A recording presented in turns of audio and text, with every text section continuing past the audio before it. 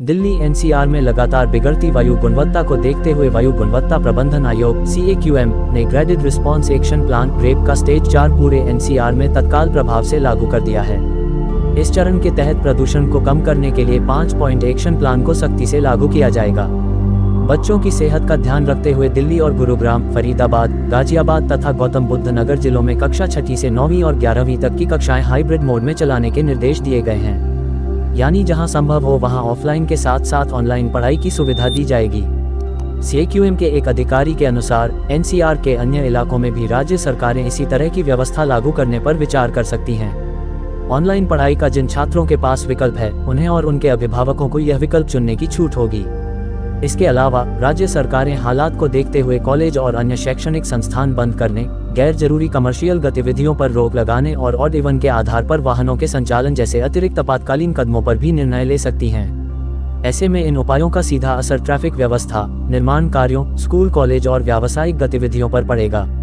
सभी निर्माण और तोड़फोड़ गतिविधियों पर रहेगी रोक। दिल्ली में BSIV ट्रकों की एंट्री पर पूरी तरह रोक लगा दी गई है। हालांकि जरूरी सामान ले जाने वाले और जरूरी सेवाएं देने वाले ट्रकों को इससे छूट दी गई है। इसके अलावा LNG, CNG, इलेक्ट्रिक और BSVI डीजल ट्रकों को दिल्ली में प्रवेश की अनुमति दी गई है ताकि जरूरी सप्लाई चेन प्रभावित न हो। साथ ही दिल्ली में रजिस्टर्ड BSIV और उससे नीचे के डीजल भारी मालवाहक वाहनों के चलने पर भी सख्त प्रतिबंध लगाया गया है, सिवाय जरूरी सेवाओं से जुड़े वाहनों के। इसके अलावा प्रदूषण के बड़े स्रोत माने जाने वाले निर्माण कार्यों पर भी कड़ा फैसला लिया गया है। ग्रेप स्टेज 3 की तरह ही अब सभी निर्माण और तोड़फोड़ गतिविधियों पर रोक रहेगी। इसके साथ साथ हाईवे, सड़क, flyover, overbridge, power transmission line, pipeline और टेलीकम्युनिकेशन जैसे लीनियर पब्लिक प्रोजेक्ट्स पर भी काम बंद रहेगा। CAQM के अधिकारियों ने एनसीआर के लोगों से अपील की है कि वे ग्रेप के तहत जारी सिटीजन चार्टर का पालन करें। खास तौर पर बच्चों, बुजुर्गों और सांस, हृदय या अन्य पुरानी बीमारियों से पीड़ित लोगों को बाहर निकलने से बचने और जरूरत पड़ने पर मास्क पहनने की सलाह दी गई है। आयोग के अधिकारियों का कहना है कि सभी के सहयोग से ही क्षेत्र की हवा को साफ और सुरक्षित बनाया जा सकता है। दिल्ली एनसीआर में वायु प्रदूषण पर नियंत्रण के लिए वायु गुणवत्ता प्रबंधन आयोग (CAQM) ने ऑपरेशन क्लीन एयर के तहत उत्तरी दिल्ली में शाम और रात के समय विशेष निरीक्षण अभियान चलाया। ये कार्रवाई graded response action plan GRAP के अंतर्गत की गई। 14 जनवरी 2026 को शाम 5 बजे से रात 8 बजे तक जहांगीरपुरी, शालीमार बाग और वजीरपुर इलाकों में CAQM की फ्लाइंग स्क्वाड टीमों ने निरीक्षण किया।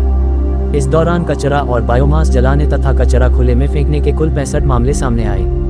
इनमें 47 मामले कचरा या बायोमास जलाने के और 18 मामले कचरा फेंकने के पाए गए। अधिकतर लोग ठंड से बचने के लिए सड़कों, दुकानों और खुले स्थानों पर कचरा जलाते हुए पाए गए। आयोग ने दिल्ली नगर निगम सहित संबंधित एजेंसियों को कड़ी कार्रवाई करने और रात में निगरानी बढ़ाने के निर्देश दिए हैं। CAQM के एक अधिकारी ने स्पष्ट किया है कि ऐसे निरीक्षण आगे भी जारी रहेंगे। राजधानी में लगातार 4 दिन से बेहद खराब श्रेणी में हवा बरकरार होने के बाद शनिवार को फिजा गंभीर श्रेणी में पहुंच गई। ऐसे में वायु गुणवत्ता सूचकांक AQI 400 दर्ज किया गया। ये हवा की बेहद खराब श्रेणी है। इसमें शुक्रवार की तुलना में 46 सूचकांक की वृद्धि दर्ज की गई।